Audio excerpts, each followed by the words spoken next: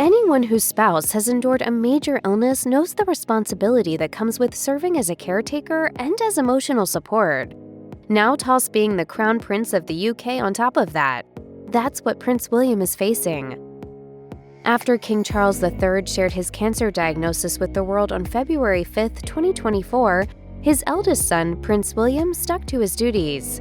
The Prince of Wales and heir to the throne appeared at royal events such as the 2023 Diana Awards, and he played basketball at the opening of a youth charity facility in London. All the while, speculation and rumors about his wife Princess Catherine's well-being spun out of control after she had abdominal surgery in January.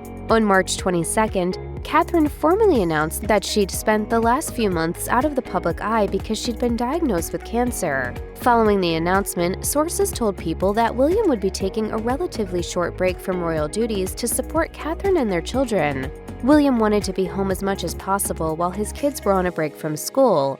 He resumed his duties on April 18, 2024, with a visit to a food bank and youth center.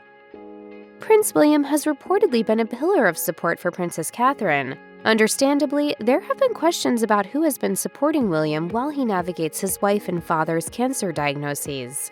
Reporter Sarah Louise Robertson told GB News, "He's carrying the weight of the world on his shoulders right now." Thankfully, William isn't facing things alone. Royal expert Phil Dampier told The Sun that the family's longtime nanny, Maria Borrello, as well as William's mother-in-law, Carol Middleton, have been tremendous sources of assistance during this time. Dampier said the rest of the family is standing by too, adding, "William will be Kate's rock while she is in hospital, but other members of the royal family will be giving her their love and support as well." Unless you simply ignore news about the British royal family, you know Prince William and Prince Harry's relationship is not in a great spot. Harry and wife Meghan Markle's Oprah Winfrey interview, their Netflix documentary series, and Harry's book Spare laid out all their dirty laundry for the world. So it's not really surprising that William isn't leaning on his younger brother for support. I don't think that we can ever have peace with my family unless the truth is out there. With Princess Catherine undergoing cancer treatment, the last thing the family needs is any kind of drama from their relatives across the Atlantic. That said, according to ITV royal editor Chris Shipp, Harry and Meghan did contact William and Kate. Shipp wrote on X, formerly known as Twitter, "Prince Harry has reached out to his brother, Prince William, after learning of Kate's cancer. Harry and Meghan have both been in touch with their brother, sister-in-law, but did so privately." According to a report from The Independent, a friend of William and Kate's claimed they don't want a visit from Harry and Meghan. Evidently, they'd prefer to steer clear of all the public attention that would follow. Though he temporarily paused his public duties, William didn't stay home that whole time. On April 10, 2024, the Daily Mail's Richard Eden shared that he'd heard William and mother-in-law Carol Middleton had gone out to a pub close to William and Catherine's home at Anmer Hall. A source told Eden, "It was all very low-key, with no great fanfare. He just walked in and through the pub." Kate's parents are apparently having some financial trouble in addition to dealing with their daughter's health concerns. According to The Times, Carol and Michael Middleton are apparently in a lot of debt because of the way things shook out after they sold their company Party Pieces in 2019.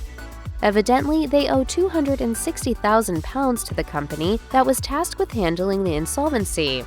A source told Us Weekly, "It's a very worrying time for the family, but they are not looking for any assistance from their children and don't want them to worry."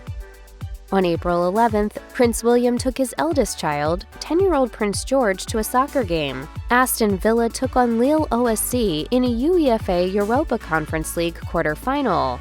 William and George were seen clapping, cheering, and chatting as they watched the match, with cameras panning over to them. Aston Villa won the match, so they could go home with smiles on their faces. In the video in which Catherine announced she had cancer, she mentioned that she and William made a point to make sure their kids were brought up to speed on her health before the news was made public.